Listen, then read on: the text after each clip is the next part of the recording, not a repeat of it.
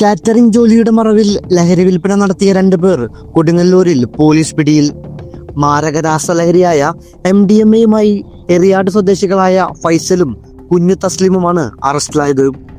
കൊടുങ്ങല്ലൂർ പോലീസും Thrissur rural dance of സംഘവും ചേർന്നാണ് നടപടി നടത്തിയത്.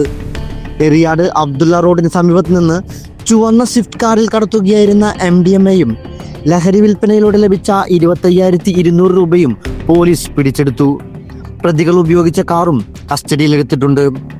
കാറ്ററിംഗ് ബിസിനസിന്റെ മറവിൽ കൊടുങ്ങല്ലൂർ നഗരത്തിലെ കടകളിലെ ജീവനക്കാർക്കും സ്വകാര്യ ബസ് ജീവനക്കാർക്കും ഇവർ ലഹരി എത്തിച്ചു നൽകിയിരുന്നതായാണ് പോലീസിന്റെ കണ്ടെത്തൽ.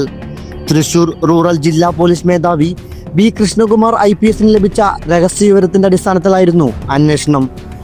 തുടർന്ന് നടത്തിയ പരിശോധനയിലാണ് പ്രതികൾ വലയിലായത്. നടപടിക്രമങ്ങൾ പൂർത്തിയാക്കി കോടതിയിൽ ഹാജരാക്കിയ പ്രതികളെ റിമാൻഡ് ചെയ്തു.